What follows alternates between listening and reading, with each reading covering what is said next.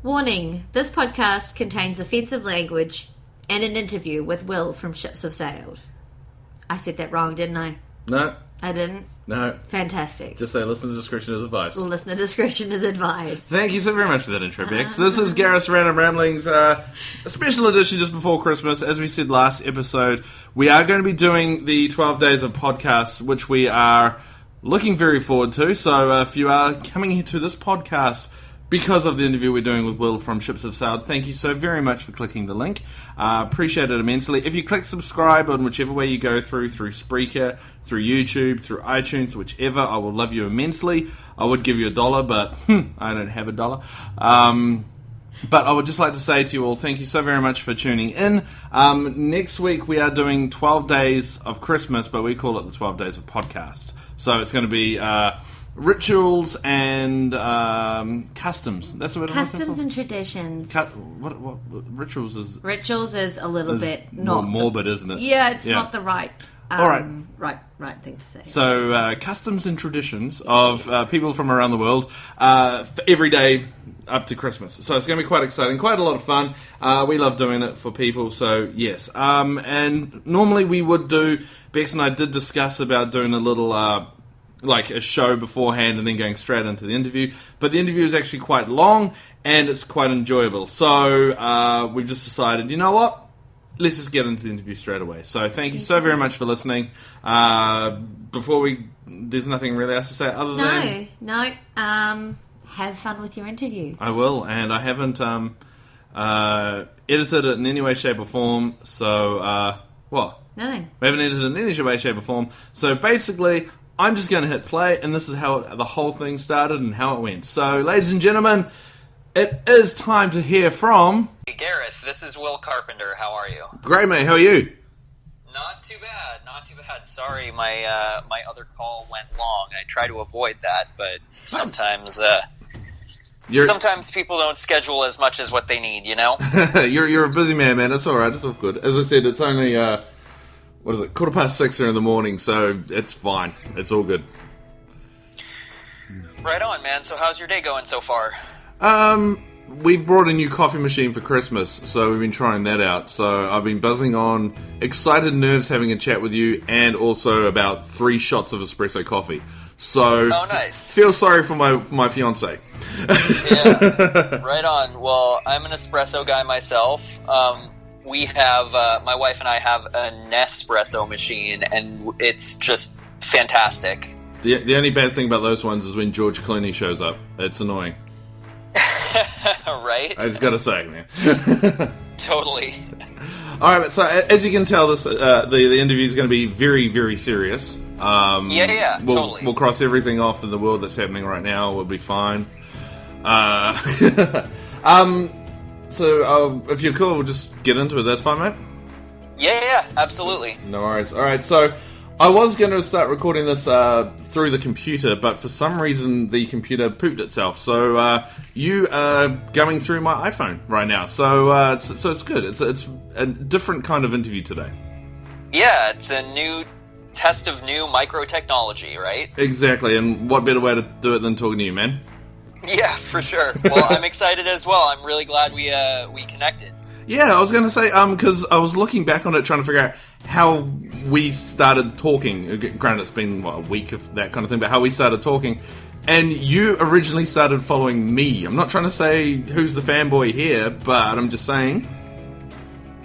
Yeah, so we do like to be active on our social media channels, and we find that the best way to meet new, interesting folks... and oftentimes like-minded ones, like in this case, is to just kind of do our research and do a little bit of following on our own. So we're pretty proactive on social media, and we do like to interact with folks. So that is in fact how we started talking. So indeed, and what made me laugh is that, as I said, I obviously being in New Zealand, being in Australia, wouldn't ever heard of you guys before or anything. And in the last week, I think my partner's made me stop your album, I think twice already, because it's been just on loop the whole time. It's just been like, this is such a cool album, and I'm not doing that in a cheesy butt kissy, hey, I want to make you feel awesome way. It's the truth. It's an amazing album, man. Well, thank you so much, man. It means a lot because, we are a purely independent project. I do all of our production myself. All of our songwriting is driven by myself, although I do collaborate with folks. But I even mixed this album myself.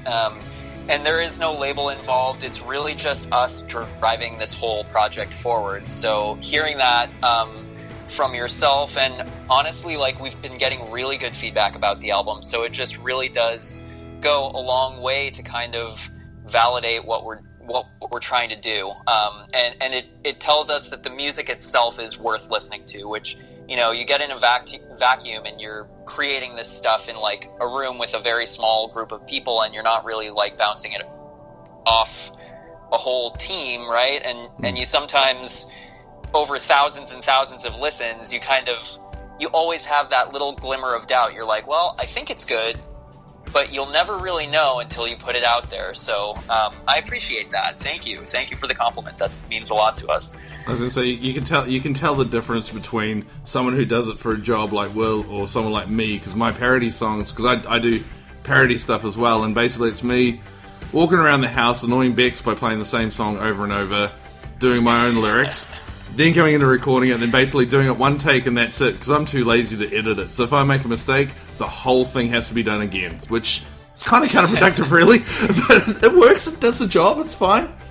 But yeah, I mean, single shot movies and single take vocals are a different type of art form for sure, and a valid one. A lot of people swear by that type of production. Well, Bex and I are getting married in April. I was trying to figure out what day it was, February something, so I don't know, there's some day in my calendar I got to wear a suit, I don't know why. And Bex and I have been, mixing music and all that kind of stuff, and as you said, you get stuck in the loop of going, does this sound any good? Does this sound... But here, giving it to other people just opens up the door just to be hearing things as well that you will never actually think of beforehand. So that makes me amazed the fact that, your album is an independent. It sounds like it could have been done by a full-on proper production studio, with no offense, of course. But to hear that it's only you and a couple of guys doing it together, it's amazing. It's a really, really good sounding album. The songs are amazing. Lyrics are awesome, and the mixing it's a well done, well made album, mate. Thank you so much. That really means a lot. I appreciate that. I'm sure there's a compliment in there somewhere between all the rambling that I just did then. No. You and I have very similar conversation styles, actually, so no worries there. 20 minutes later, what have we actually planned anything today or not? I don't know. Screw it. Let's go. So as I was saying, I did an intro before I picked the phone up to you. I normally would write down my questions on, an iPad or something like that and have everything all sorted. But today, for some reason, I wrote it on an A3 whiteboard, which sounded good at the time, but now in this little mini studio that we have, it takes up half the desk. So I've got some questions I want to ask you, Will, if that's cool? Yeah, absolutely. Let's get going. Alright, so I'll ask some longer questions first, and then at the end of it, I'll just ask you 50-50s, two options, you got to pick one straight away. But first of all, if you were to pick a song from your album or anything that you've done for our wedding, what would you recommend? Yeah, actually I think Out of Time is a really, really good song for a couple getting married. It's about wanting to make that commitment for the rest of your life. And essentially just the entire song is about expressing that to another person. So I think that one actually is very, very perfect for that occasion. And congratulations on your wedding, by the way. That's really excited. Thank you very much. I was going to say, thankfully you didn't say if only, because that might make a couple of people look weirdly for the lyrics in that song. Yeah, right. Yeah. Exactly. I mean, I think Drive might also work, but honestly, on this record, I think Out of Time is just perfect for that type of thing. I got a question, which is not on the A4 piece of paper, but with If Only, because If Only was the first song that I was just like, this is amazing. I loved everything about it. But when you first played that for your wife, did she get some ideas and stuff like that, or are you one of those people that just go, this is a cool idea for a song, and write it all out that way? That's a great question, actually. You know, my wife is very, she's really understanding about the whole songwriting process, and she's not a musician. She's not in that type of artistic world herself, but she does love music, and so when I first played her If Only, she's actually really into this show called Heart of Dixie. I don't know if you guys have heard of that over on your side of the pond, but it's about this New York City doctor who goes and ends up moving to Alabama, I believe it is, to become a physician for a small town in the south of the U.S., which is very, very different from the north and especially New York City.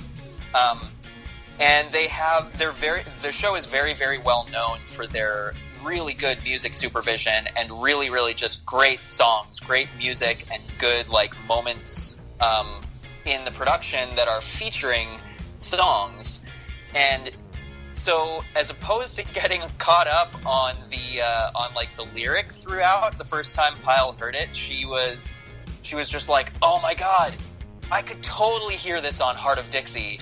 And from there on out, she like kept forgetting the name If Only, and she was just calling it her Heart of Dixie song for like 3 months after that. So yeah, that's cool. No, she wasn't bent out of shape about the lyric at all. She dug the song right away, and just like I think I remember a little chair dance being involved, like she was bouncing up and down in the chair while she was listening to it, and it's great. I love showing her stuff that I'm working on because, and not in a mean way, but she's kind of a layperson. She's not like into creating stuff like this. So when you get her in there, it's like a complete blank set of ears that represent the people that we're making music for. Yeah. You know, if she says it's cool, it's cool. She's not just going, "Yeah, honey, that sounds amazing. What are you making for dinner?" Yeah, exactly. When I first heard If Only, I think we were outside, and I said to Bex, I was like, I could imagine it like it reminded me of Chasing Cars from Snow Patrol, and I could think of it on like Grey's Anatomy or something like that, like one of those TV shows as well. So it's funny you brought up Heart of Dixie like that, man, because it does lend itself very well to some licensing that you could probably try and see if you can make a buck or two from that too. Well, from your lips to the license god's ears. And it's funny. It's funny. So the music soups that do or that started with Grey's Anatomy, they are actually the same organization that works with Heart of Dixie. So they've made a huge name for themselves for just being stellar at what they do. And hey, props to them. They've broken a lot of artists too. So I love that as an avenue for new music. It's really great. Indeed. Okay, so a strange question going from writing about singing nice questions like that.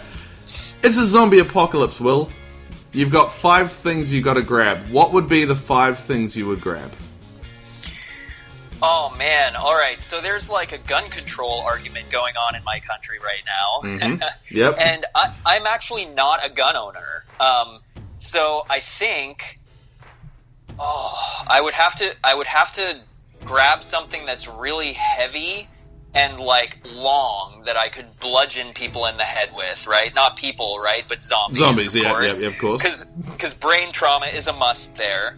And then I'd probably grab a really sharp knife in case things happen close range. But that could get a little bit messy. So that's 2, right? That's 2, yep.